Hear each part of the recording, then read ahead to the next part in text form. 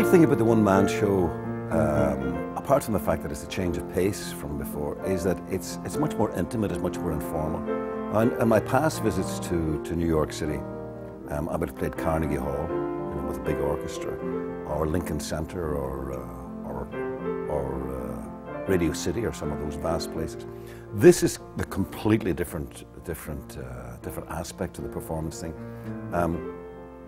And I suppose fans of my music who have seen me at a distance in Carnegie Hall will find a whole new experience now, because in the Rep, it's almost like they're sitting in my own drawing room, and that they've come round to my house for an evening of music and crack. So it's a very different. It's very different. It's much more intimate, much more relaxed.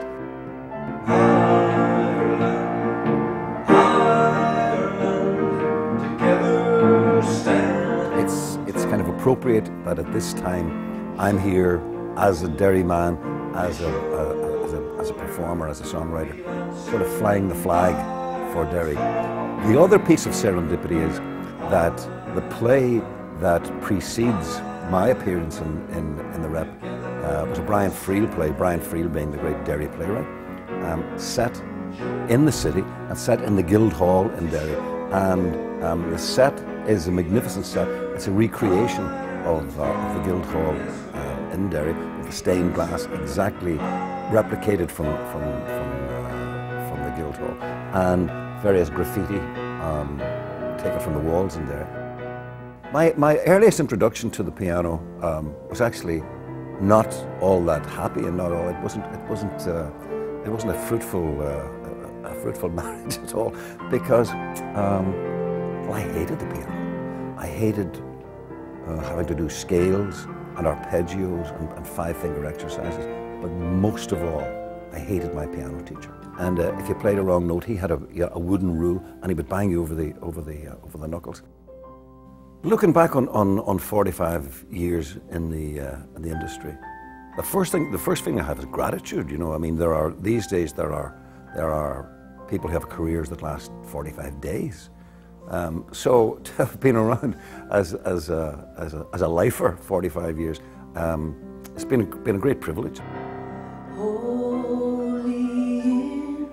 I'm very proud that we've gone full circle. I mean, I met Phil when I was singing solo, and I was only starting out, and he was established, and then I took, as I said, a break to have the kids. Somebody had to stay at home, and now it's turned full circle, and we're working together here in New York City.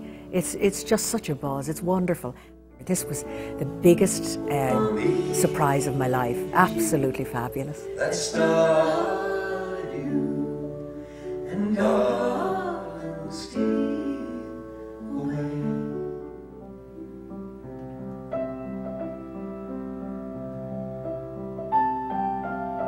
So I've been blessed that I've worked with some wonderful talents like Van Morrison, enigmatic people.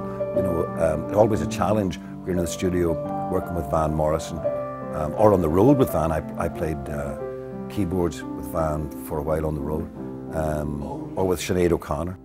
My activities with the likes of the Bay City Rollers were geared at my bank balance, whereas that was for the financial end of things. My work in folk music was really that was for me. That was for my own heart and soul, on my own.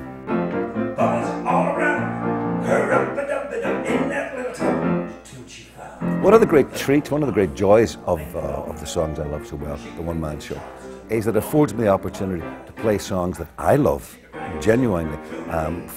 We start off with Danny Boy, which of course is the Derry Air, collected in my part of the world, and allows me then to not only to play some of those wonderful Irish melodies that I've loved for all of my life, like My Lagan Love, glorious tune, or just up there with Danny Boy, or to sing the songs, the kind of important songs. I'm not likely to do a medley of the Bay City Rollers now in the middle of the songs I love so well, but I'd love to have the opportunity to sing songs that have a little bit more of a personal history with me, songs like The Old Man, or Scorn Not His Simplicity, or Steal Away, or of course The Town I Love So Well.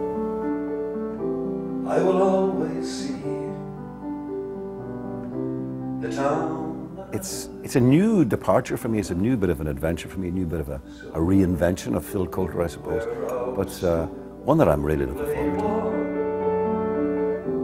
By the gas yard wall, and we laughed through the smoke.